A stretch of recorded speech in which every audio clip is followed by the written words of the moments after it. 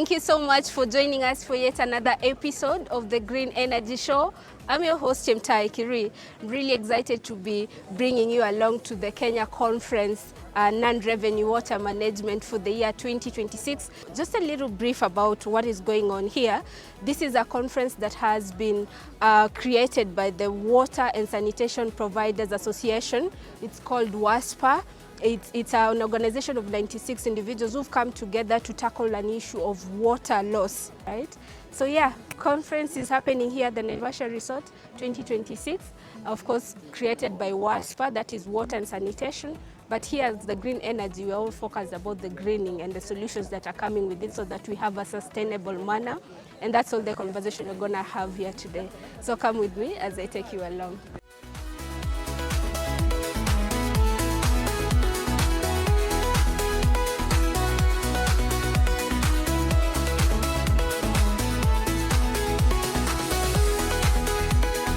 I really appreciate the time you're making to have this discussion, and it's really interesting, especially for the people who are watching at home, that conversations are going around about this non-revenue water management. Yeah, having played a part to organize this, could you tell us what it means to you? But first of all, start with your name, who you are, and what you do for the purpose of documentation. My name is Anthony Jaramba.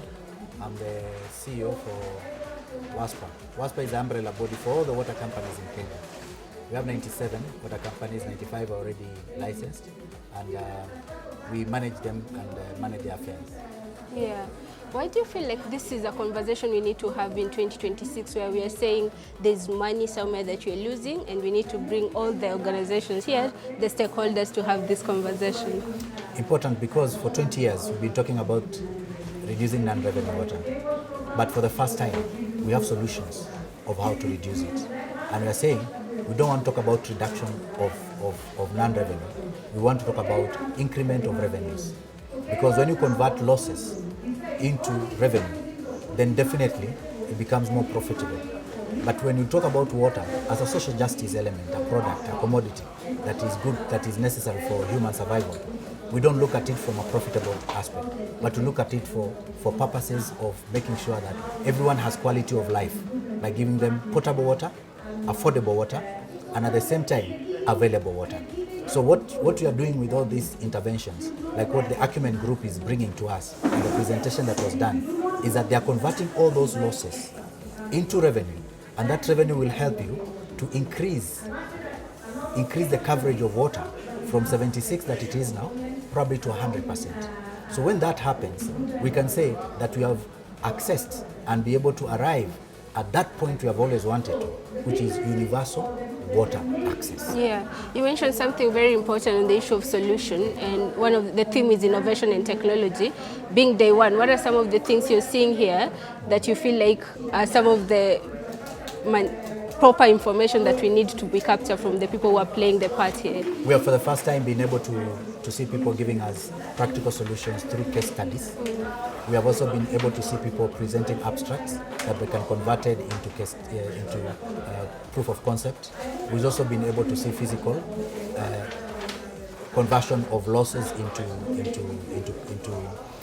non-loss or revenue, by making sure that there are processes that have been followed through a governance system. Yeah. We've also been able to see physical equipment that are saving energy, and by saving energy, it means that you're also going to save on other things. For example, there are pumps that we have seen that are 15% energy reduction. We've seen solar-based systems that are going to help our people instead of using electricity, which is probably getting more and more expensive, then you're able to get it at a cheaper way through solar means.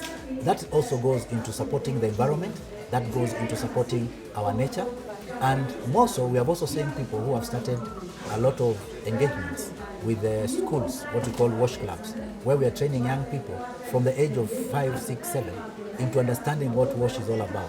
So this has become a very well-crafted conference. I'll call it even a congregation, where we're able to preach the right message. We are preaching wine and people are drinking wine. We are preaching water and people are drinking water. Before I let you go, Anthony, because I know you're having a busy day, it's one thing to prepare, it's another one to see everything coming together. What's your hope at the end of the conference? My hope for this conference is not just about us meeting the way we have met. It is about us coming to a place where we'll say we have come out of this conference with solutions, tangible solutions, having been able to dissect the challenges and be able to get answers to the questions that we have. Yeah. So that should stand out, so that when we have another conference, we'll be having more people coming in and saying, we were in that conference, we discovered this, and now we have this. Yeah. Thank you so much. I really Karibu appreciate sana. your time. Thank you.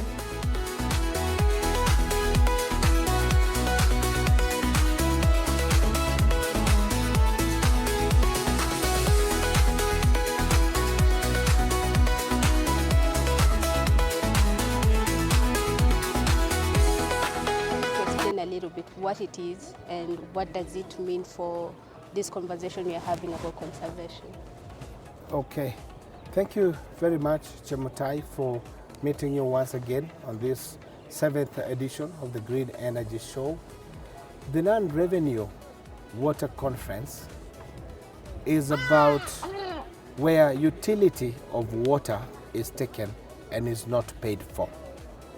To be very precise, a scenario where 10,000 liters of water is produced, the payment realized is only for 6,000 liters and 4,000 liters is not realized. Either it gets lost during leaking or basically to face it head on, somebody has connected a pipe to his home or to his premise, consuming water and he's not even paying for it and it's not accounted for, which is looking for solutions into which that can be mitigated. Of course, you understand and you agree with me, the Kenya pipeline that brings water all the way from Mombasa to Nairobi and ships it all the way up to even Uganda and all the way, if that pipe is leaked and water goes into somebody's home or somewhere, there is a mechanism of detecting it. And this is basically what the discussion has been all about. Water is a resource that we all need it, whether we like it or not. At the same time, we were looking into green energy solutions because the bills payable by these water companies in Kenya are actually more than 300 million in 1 month. The facility in which we are here, of which we've done the site survey and solarization, it requires a 1 megawatt size of a solar system and a 2 megawatt hour of a storage bank. Nevertheless, it would use a hydro electric system, like basically this lake, which is water here that has been given to us, run even a turbine on a tower and actually power the whole hotel, whose bill as right now stands at 4 million Kenya shillings in a month. So this was a very good location that the organizers for the event brought it here. We're grateful that they invited us to also be part of it as Mobile Mart Systems and Solutions, as Megatank Solar Systems, who are our manufacturers, and we are the engineering, procurement and construction EPC company to deliver this. Actually, as you have seen, our 50 megawatt, 100 kilowatt hour system, which we are setting up on a POC for the next couple of months to prove indeed that our solar systems work, so that we can get the best solution that would help into saving the costs that the water bodies, the WSPs, the water service providers are feeling it's becoming very expensive, that the cost of doing this business is becoming very costly. So we are mandated in the green energy to give the best solutions that we can to help in water losses, to also help in the cost of running the businesses. Yeah. Yes, please. I was speaking with the manager of the Lake Naivasha Resort where we are at, and he said he's planning to work with Mobile Mart on these issues of conservation and sustainability. Could you speak a little bit about what that is and how this water plays a part in that project that you are looking at? Oh yeah, absolutely. We've given 2 proposals. One is the one for solarization, which basically there are 2 gensets here of 400 kVA each that relates into a 500 kilowatt system times 2, that's a 1 megawatt. That's basically a solar, but there would be a challenge of space for the roof space, because if you're talking of a 500 kilowatt solar system, that requires 800 solar panels of 845 watts. that is equivalent to half an acre of land, we may have a little challenge. But look, the beautiful here, we got water here that we would actually construct a whole tower, run a turbine, our hydroelectric power system. That will be a 200 kilowatt hour hydro turbine electric system, put an armored cable straight to the consumer unit, and whoa, we run the system. That's what he said, he's interested in it. We will explore all the possibilities for that, bring professionals and surveys and all that, and then we execute. But first we finish the POC that we've been mandated to do by WASPA, and that sets a pace for all of us to confirm indeed that we are getting there. Yeah, yes. It's interesting because you're speaking about nature and we are talking about problems with water, and you're saying that the water itself, nature given, is the solution to some of these issues. Exactly. Yeah. Mobile mass systems, basically we are solar, hydro, wind and water based energy producers. Yeah. And all that comes to the green energy show that you're bringing in. Thank you so much, and I'm really loving that we are ending the program here in the beautiful scenery of Lake Naivasha. Yes. It's always a pleasure. All right. Thank you. Thank you very much. Thank you. Okay.